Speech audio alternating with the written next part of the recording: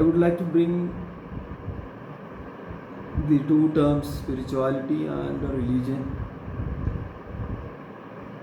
We all know these two terms, spirituality and religion. And also these two terms are often interconnected or intertwined. There are also intersections as well as distinctions between these two terms, spirituality and religion. And some blends these two terms, spirituality and religion. Some people blends these two. And some go with the individual way, going spiritually or going religiously. I think it's very easy. We don't need to do a deep research on what is religion or what is spirituality. We all know that religion is all about a kind of an organization around a system of beliefs, or we can say an organization around a system of practices and rituals. And what is this organization about? This organization is all about relating to a higher power, relating to a divine being. So that is where religion always will have a set of doctrines, set of formal structures. And in Hinduism we can see there is very thin structure, because Hinduism itself is not a religion. There are no formal structures and there are no rigid practices. There are no rigid rituals to be observed. And again, there is also freedom to have certain set of beliefs, not like only one set of a belief. And if you see spirituality is, I would say, it's more personal, more individualized. When I say individualized, it encompasses the sense of connection of an individual to something greater than that individual, something greater than oneself.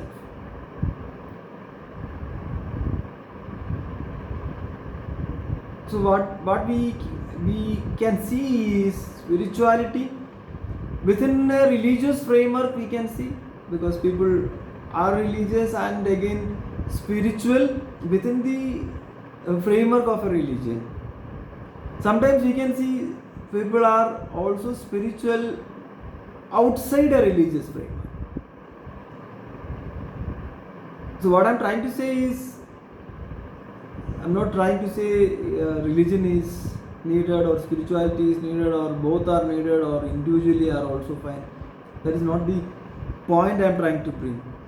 The ultimate aim is basically, whether it's spirituality or a religion, the ultimate aim is all about exploring the question of true purpose, exploring the question of true existence, exploring the question of the interconnection of everything in this world.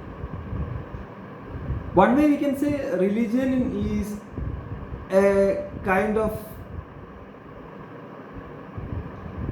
catalyst, or we can say from a practical point of view, you all know a gymnasium, right,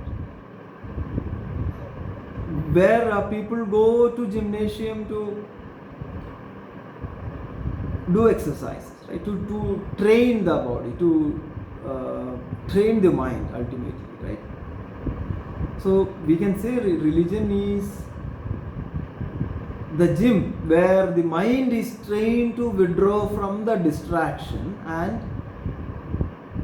turn towards the higher purpose. See, we know that for good health we need discipline. We need to eat the right food, nutritious food. Similarly, to evolve spiritually, it is not only sufficient that we know the philosophy. We know the knowledge in Upanishads or Bhagavad Gita. Knowing is not going to bring perfection, right? But knowing is needed. We must have a methodology by which we can reach there. And the methodology is what? Methodology is all about purify our mind, show the right direction. So religion helps to bring the structure, to bring the kind of a system or a methodology, so that we can reach the ultimate goal. So the methodology is all about purify the mind to see the reality behind the mind. So the knowledge, when the knowledge comes, the right direction will also come through the methodology. So as I mentioned in the beginning, now we are celebrating the Krishna Janmashtami. During the time of Krishna Avataram, the praise made by the rishis, Satyabradam Satyabaram Trisatyam Satyasya Yonim Nihidam Cha Satye Satyasya Satyam Hrida Satyanetram Satyatmagam Tuam Sharanam Pravanna. Let's also reflect upon the great wisdom Bhagavan Krishna has shared to all of us.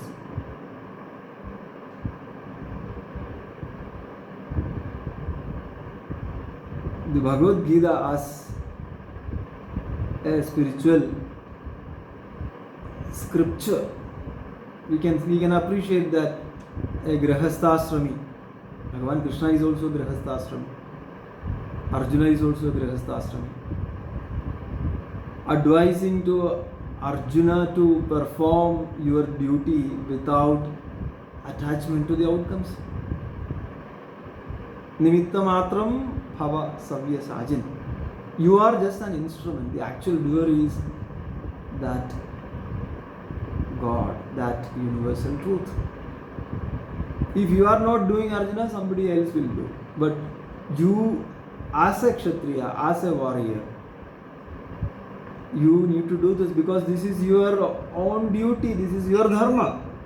You need to do, you need to execute without any attachment to the outcomes. Do it as a nishkama karma.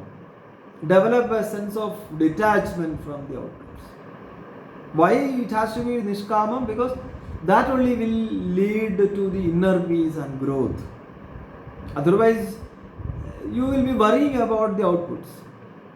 With a worrying mind, how you can do the actions. With a worrying mind, how you can create the inner peace and growth. So that is where Bhagavan becomes the epitome of devotion and faith. The trust and belief in the higher truth.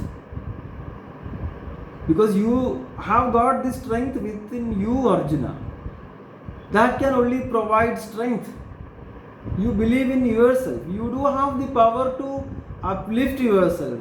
You do have the power to downgrade yourself. Uddhared atmanatmanam atmanam avasade. You need to have the trust and belief in that higher truth. You do have it. You are the truth.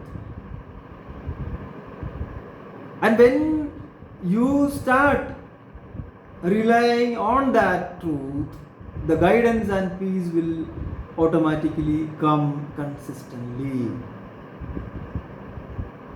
Also, Bhagavan says in different contexts in Bhagavad Gita, don't try to control on the outcomes where you don't have any control on those. Don't try to have control on the outcomes, because the success and failures are always inevitable. So what you need is basically you need to have equanimity in all scenarios. Samatvam yoga uchyate. So this is the fundamental aspect of emotional well-being. Emotional well-being is all about equanimity that one has in all scenarios. Again, Bhagavan says that find the resolution and cure in the face of conflicts and animosity. Because you need to master your emotions. You really need to find the resolution and the cure. You do have the power within you. You need to make wise choices. You need to be always calm. You need to stay calm under pressure. You need to adapt to the changing circumstances. Because in the Yuddha Bhumi, Arjuna got depressed. You need to come out of these pressures. You need to stay calm. You need to stay calm under pressure. You need to adapt according to the changing situations and circumstances. You need to embrace change and impermanence, because change is the law of the universe. But you do have the stability within, because the changes are external. The changes are at the plane of objects. You, the subject, is stable, and that stability is within you. You are the source of stability. You are the source of truth. That potential is within you. The power of humility, that is another great teaching of Bhagavan Krishna. The power of humility and the value that one should give to everything in this life. You cannot ignore anything in this life. You need to be humble. You need to have the power of humility. And above all, you need to be always connected to the higher self. That is the real wisdom. That is the real freedom. That is the real strength. Always connect to the higher self. And you are the embodiment of that. You are not different from that.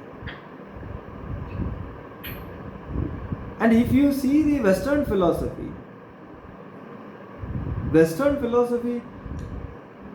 has only a view of life. When I say view of life that cannot be experienced, practically experienced. There are a lot of technologies there available. But the view of life cannot be practically experienced. When I say view of life, again, this is the quality of life. The quality of living versus quality of life. Quality of living, technology can enrich or enhance. But the quality of life is something that cannot be enriched with the technology. That is where I am saying the view of life cannot be experienced. One should take charge of your life. So the view of life cannot be practically experienced.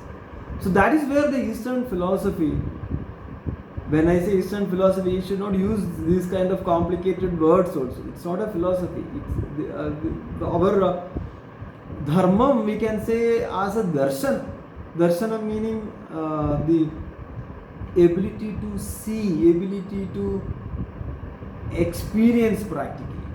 Not only conceiving the concept, but also experience this practically. So that is where we can see the Western world is increasingly turning towards the Eastern philosophy. That's why it's called Darshana. Vedanta Darshana, Ishvara Darshana. There are different darshanams also in the Indian context. If you see the Shad Darshana, 6 Darshana, Vedantam as the one of the darshanams, or we can say another name as Uttara Mimamsa, where the focus is the nature of reality, where the focus is the nature of the self. That is where the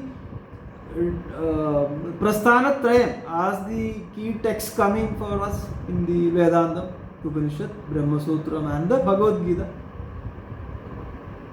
And in the Vedantam, there are also sub-sections, or we can say different subjects also, such as the Advaita Vedanta, Vishishta Advaitam and the Dvaitam. I am not going into the details of Advaita Vedanta or Vishishta Advaita or Dvaitam. What I really want to say is, in the Advaitam, there is an assertion that the individual soul, the individual is, when I say the individual, the Jiva is same as the Jiva, Atma is same as the Paramatma. The individual soul is equal to the ultimate reality. Whether it is Advaitam or Vishishta Advaitam or Dvaitam, every schools or the schools, these philosophical schools ultimately admits that there is a higher reality. And here the Advaitam says, you are no different from that reality. And if you see Sankhya again comes with the key constructs like Purushan and Prakriti, consciousness and the matter. And if you see Yogam as another darshanam, Yogam is all about control over the mind, control over the matter to know the consciousness, control over the matter to know the spirit principle.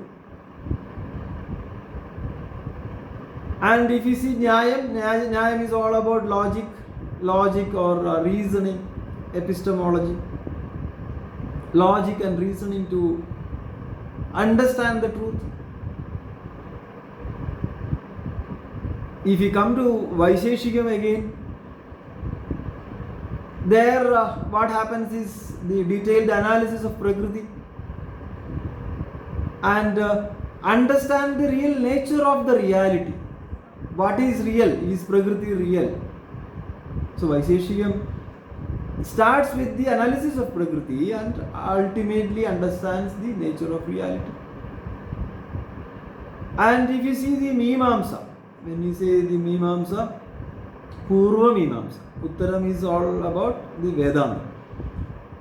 So Purvam is all about interpretation of the Vedic rituals, importance of the rituals, importance of the actions, ritual actions, I would say, karma.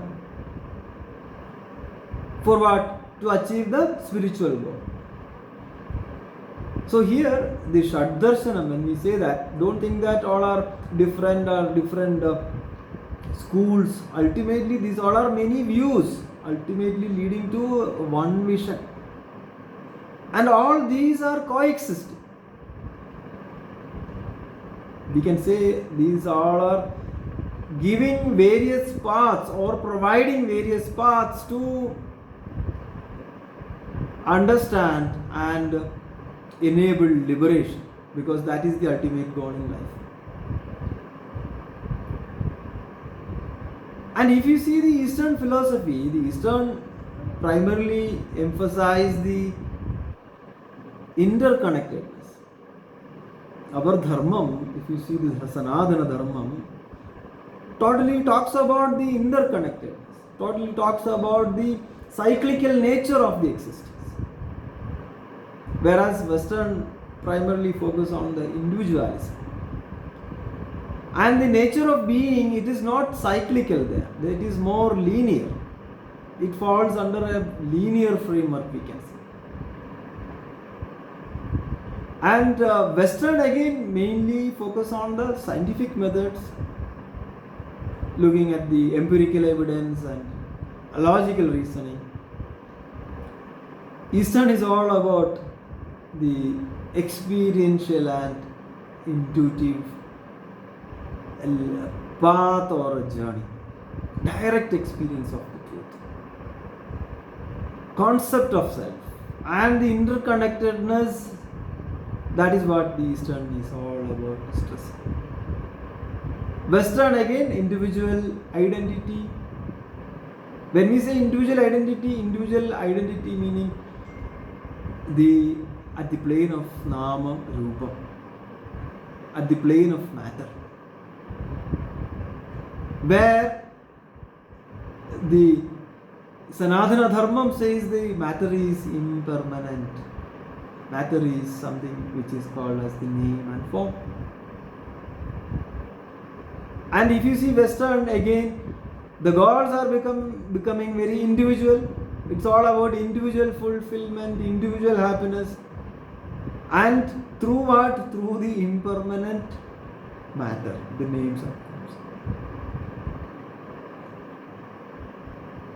In contrast to that, Eastern again saying achieve harmony, enlightenment, liberation from the cycle of birth and rebirth, liberation from suffering. You recognize the true self. That only can liberate you. It's all about release, liberation. When one realizes the true nature,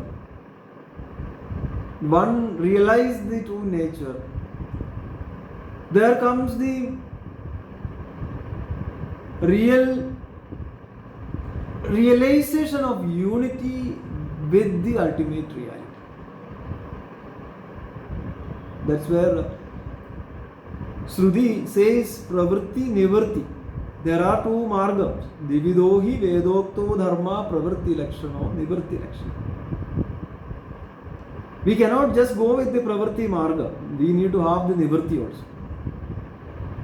That is where the self-knowledge and realization becomes very important.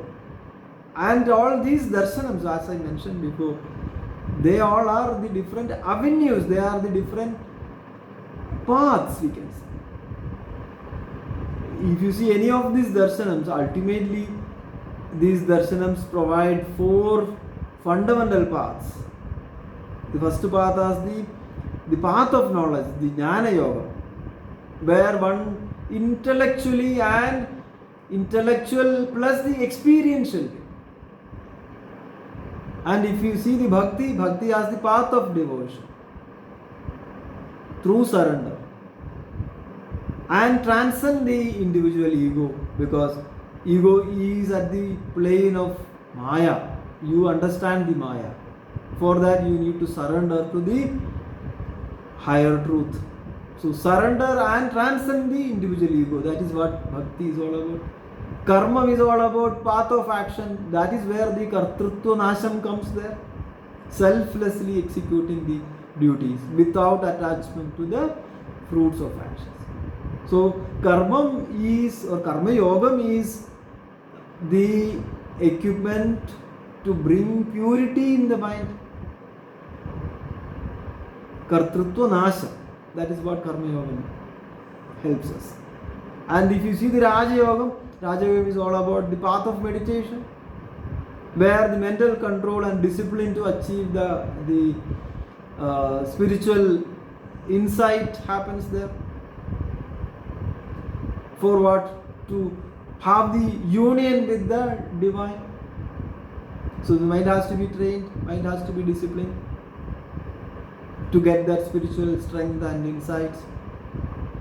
Ultimately, the yogam is all about reaching your real nature,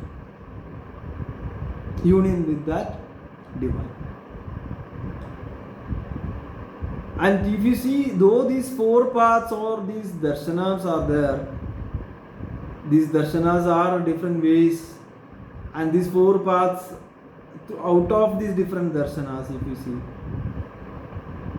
and further narrowing down, there are only two paths that is leading to the ultimate goal, that is the Jnana Yogam and the Karma Yogam. That's what Bhagavan says in the 3rd chapter. Lokosmin dividha nishta pura prokta mayana jnana yogena sankhyanam karma yogena yogi. So all these darshanams, all these yogams, bhakti yogam, jnana yogam, raja yogam, karma yogam. In fact, bhakti is implied. And yogam also, because when we say yogam, if you go into the deeper aspects of the yogam, we know the Ashtanga yogam, the 8 limbs, yamam, niyamam, asanam, pranayamam, pratyaharam, dharana, dhyanam, samadhi. Right? Yama, niyama, asana, pranayama, pratyahara, dharana, dhyana, samadhi. And if you look into the yamam is again ahimsa, satyam, asteyam, brahmacharyam, aparigraha. And if you see the niyamam is all about shaucham, santosham, tapas, swadhyayam, ishvara pranidhana. So what yoga is enabling us is bringing discipline at the level of body, at the level of mind, and further going to the subtler plane after having discipline to know the reality. Bahiranga yoga to the Antaryanga yoga. That is what is happening in the Yoga Shastra, the yogic way. So here in the Niyamam, if you look at that Shaucham, Santosham, Tapasa, Swadhyayam, Ishvara Pranidhana. Swadhyayam is very important. Swadhyayam is all about self-study, self-reflection. That enables our personal growth, our spiritual development. That enables us to have the experience of the inner joy. That enables us to have the increased awareness. Also, Swadhyayam through Dhyanam ultimately equips to integrate this knowledge. When I say integrate, it's all about Jnana to Vijnana, the application in our own life. And making an individual to have enhanced the relationship. This is the practical way of thinking or applying. So that is where Swadhyayam helps a major, or Swadhyayam does a major role here, the self-study, self-reflection. With that, we will get into Bhajagovindam and we will see how the Swadhyayam is helping and what is the way to do the Swadhyayam, how the Swadhyayam helps in this journey. The verse number 20 of Bhajagovindam, we have covered up to 21, but to get a good continuity, we will just do a kind of review of these 20 and 21st verses. Let's start with the 20th verse in the Bhajagovindam today. Bhagavad Gita Kinchidadhita Ganga Jala Lava Kanika Pita Sakrutabiyena Murari Samarcha Kriyate Tasya Yamena Nacharcha Bhajagovindam Bhajagovindam Govindam Bhajamudhamate.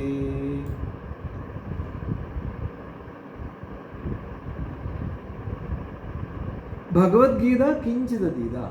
So Bhagavan says, at least you do the abhyasa. Bhagavad Gita as scripture, Bhagavan, Bhashyagar, Adishankara Bhagavad refers Bhagavad Gita as the Sarva Samasta Vedartha Sara Sangraha Bhudam Gita Shastra. Gita Shastram is for what? For the self-upliftment, self-development. We can say Atma Vikasam, right? So what are the three sadhanas we need to do? The Gita Swadhyaya. This is the Brahma Vidya Satsangam Gita is providing. So here Bhagavad Gita Swadhyayam, Ganga Darshanam, correct, and the Ishvara Pranidhanam or the Ishvara Aradhana, the Sadhana, the Bhakti. Bhagavad Gita, Ganga Jala Lava Kanikapida Sakritapiyena Murari Samarcha Kriyate Tasya Yamena Sarcha. So the Ishvara Pranidhana, the Ishvara Aradhana, depending upon taking the refuge from the Muran, the one who Murari Samarcha, that is the right word. Muran meaning the Ahankara, the evil. Murari Samarcha, the one who has. But that is what it says, Murari Samarcha. Yeah, who has got these three qualities. Swadhyayam, then the Ganga Darshanam. When we say Ganga Darshanam, this is basically the pilgrimages that one should take in life. And third is basically the Ishvara Pranidhana, the sadhana, to overcome the limitations in our life and surrender to that Lord with bhakti, jnana, vairagya. One will be able to transcend from the lower eye to the bigger eye. The lower eye here is mentioned as the Yamena. So, Yaman is basically the death. The Yaman is not the death, Yaman is the Lord of death. So, one will be able to overcome the fear of death through these three adhishthanams, through these three ways. Shastra Padanam, Lakshya Bodham, Sadhana. You will get rid of the Marana Bhayam. One should have the conviction, one should have the knowledge and conviction about the self which is aparinami, which is immortal. So then, where is the question of death coming? It means you are transcending the limitations of the mind, you are able to go beyond the mind. Now, the verse number 21. Punaravi Jananam Punaravi Maranam Punaravi Janani Jadare Shayanam Iha Samsare Bahudustare Kripaya Pare Pahi Murare Bhajagovindam Bhajagovindam Govindam Bhajamudhamade Samprapte Sannihite Kale Nahi Nahi Rakshadi Dukrinchkarane Bhajagovindam Bhajagovindam Govindam Bhajamudhamade. So, Punarabi Jananam Punarabi Maranam Punarabi Janani Jadare Shayana. So, one should also understand when we say moksha, mukti, the liberation, the coming out of the death birth cycle.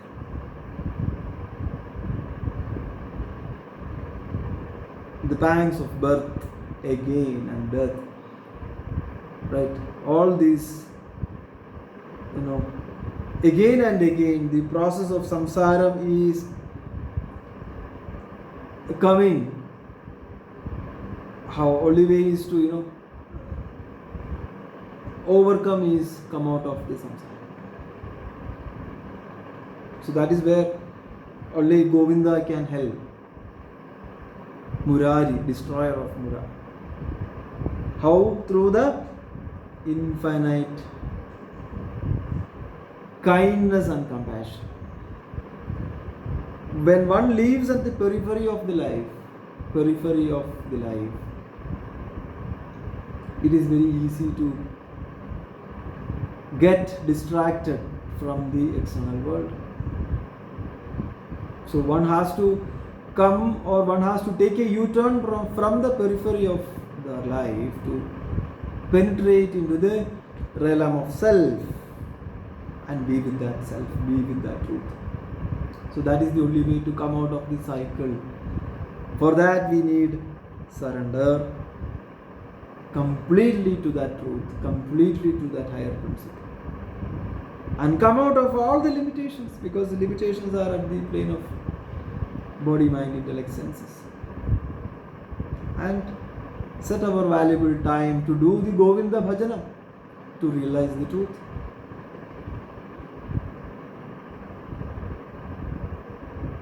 So come out of the ignorance and the foolishness. I know the power of mind. Samsara is all about the delusive aspects, delusive beauty, we can say. And understand that those delusions are not permanent. And those delusions will create further links. This is just like clicking a link, and from that link you go to another link. So this delusion is all about creating new links, and ultimately coming into the cycle of chain of birth and death. When we say this, you need to realize that when we do the actions, the raga, dvesha, kartrutva, bhoktrutva, these are the further links, further pointers. One has to get rid of this raga, dvesha, kartrutva. So it means it becomes linkless. That is the only way to avoid the new karma or the karma vasanas to get accumulated. That is the only way to stop adding the agami karma. And with the knowledge, the sanchidam will go, and prarabdham we have to exhaust. And if there is no agami added, and when there is no sanchidam, when sanchidam is burned with the knowledge, the jiva will become the jivan mukti avastha. Then there will not be any new desires to be fulfilled. That is the only way to come out of this cycle. Next verse number 22.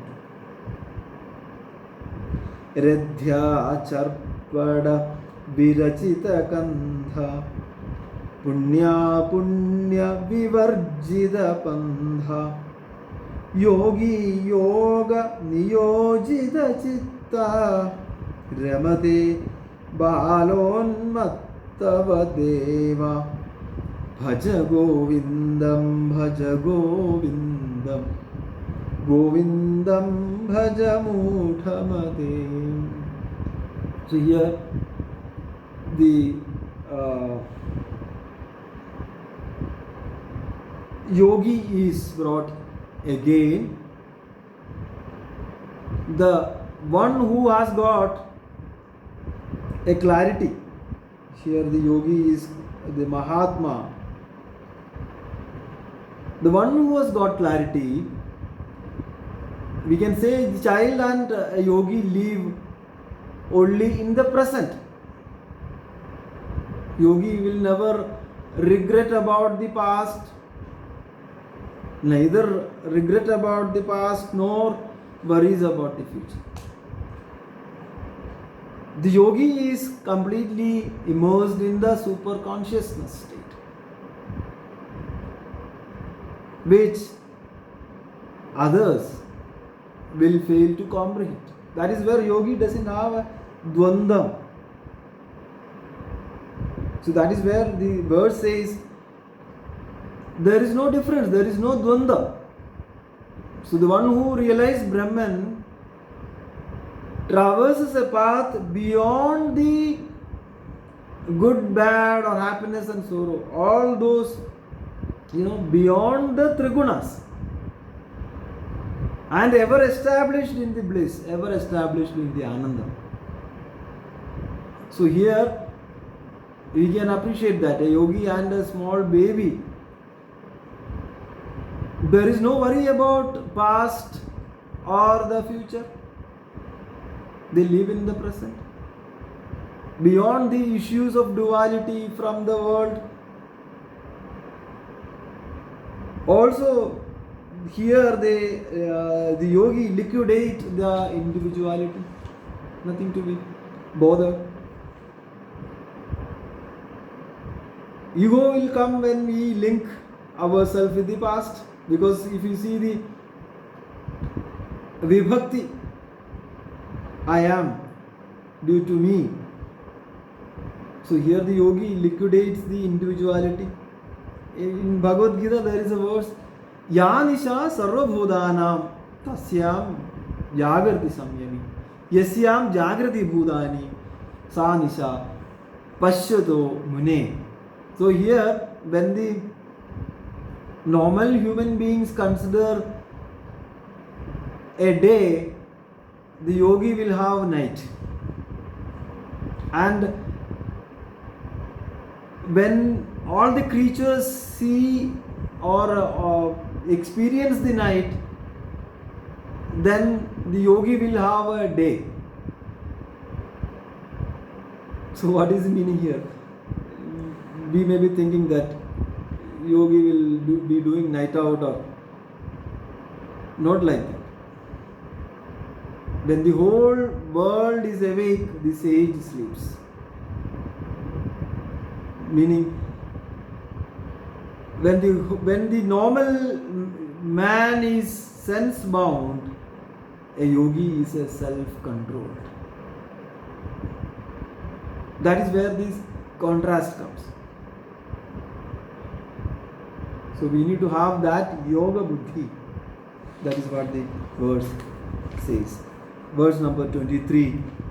Kastvam koham kuta ayatha kame janani kome tadha idi paribhavaya sarvamasaram vishwam tyaktva swapna vicharam Bhajagovindam, Bhajagovindam, Govindam Bhajamudhamate. Here Kastvam Koham Kuda Ayada. So, who are you? Who am I? From where did I come? Who is my mother? Who is my father?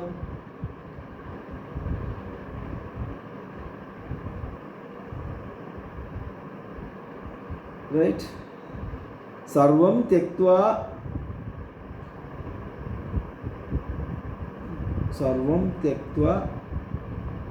Vishwam tyaktva sarvam asara.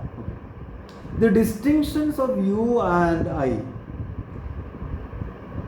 Where these distinctions of you and I exist?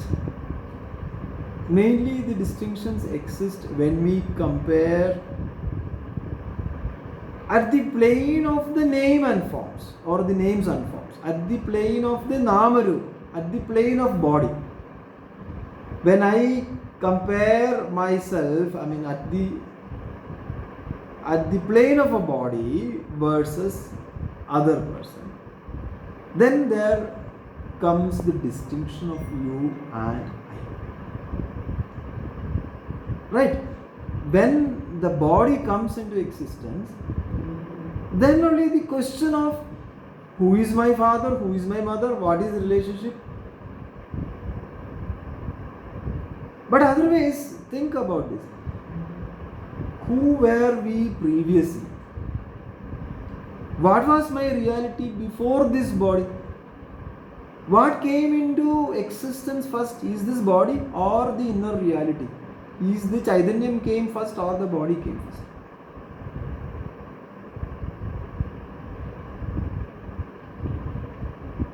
So before this body, where was I?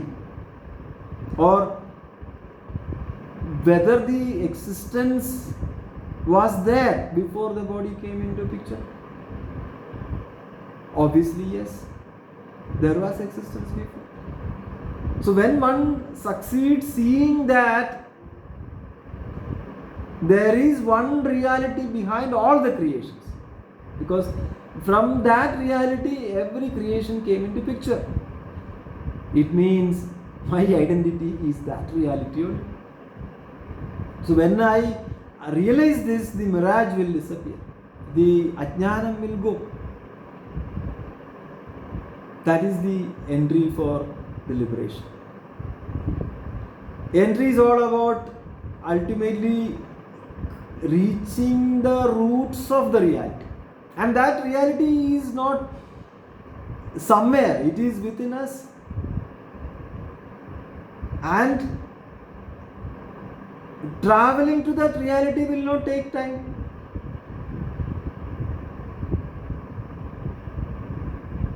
So reaching the root of the reality is very important. How? Through consistent sadhana and the rational approach. So here when we say Kastvam koham kuda ayada kame janani ko me tata iti paribhavaya sarvam asaram vishyam tektva swapna vicharam. When we say swapna vicharam, here swapna vicharam meaning realizing the hollowness of the world, realizing the voidness of the names and forms.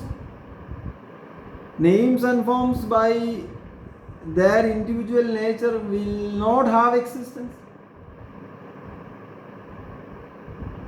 And if you see the objects around us and the vanities around us, if you go deeper and deeper, we will come to know that these objects do not have an individual existence. Nama Rupam alone cannot exist. So one has to do the self-enquiry and the deep reflection. Look beyond the superficial aspects of life.